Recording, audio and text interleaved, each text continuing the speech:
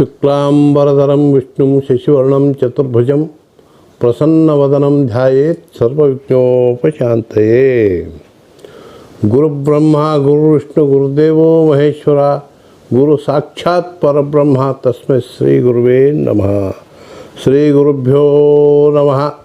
ಹರಿ ಓಂ. ನನ್ನ ಆತ್ಮೀಯ ವೃಶ್ಚಿಕ ರಾಶಿಯ ಬಂಧುಗಳಿಗೆ ಸ್ವಾಗತ.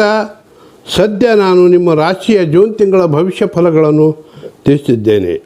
ವೃಶ್ಚಿಕ ರಾಶಿಯವರಿಗೆ ಈ ಇಡೀ ವರ್ಷ ಅದೃಷ್ಟದ ಬಾಗಿಲನ್ನೇ ತೆಗೆಯುತ್ತದೆ.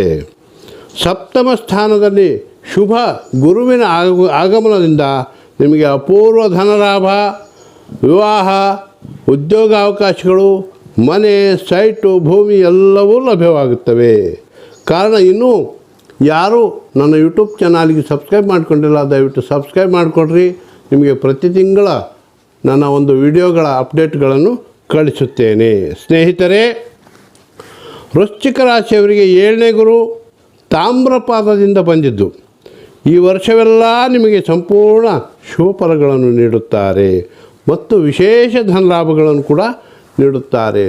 ವಿವಾಹವಾಗದವರಿಗೆ 100ಕ್ಕೆ 100 ಭಾಗ ವಿವಾಹ ಆಗುವಂತಹ ಸಾಧ್ಯತೆ ಇರುತ್ತದೆ. ಉದ್ಯೋಗ, ಸಂತಾನ ಎಲ್ಲ ಶುಭ ಸೂಚನೆಗಳು ಇರುತ್ತವೆ. ಚತುರ್ಥದಲ್ಲಿ ಶನಿ ಇರುವುದರಿಂದ ನಿಮಗೆ ಒಂದು ಹಳೆ ಮನೆ ಲಭ್ಯವಾಗುವಂತಹ ಸಾಧ್ಯತೆ ಇರುತ್ತದೆ. 5ರಲ್ಲಿ ರಾಹುವಿನಿಂದ ನಿಮಗೆ ಹಿರಿಯರಿಂದ ಆಶೀರ್ವಾದ ದೊರೆಯುತ್ತದೆ. 6ರಲ್ಲಿ ಮಂಗಳನು ಭೂಮಿ, ಸೈಟು, ವಾಹನ ಲಾಭಗಳನ್ನು ನೀಡುತ್ತಾನೆ ಮತ್ತು ಶತ್ರುಗಳ ಕಾಟ ಕಮ್ಮಿಯಾಗುತ್ತದೆ.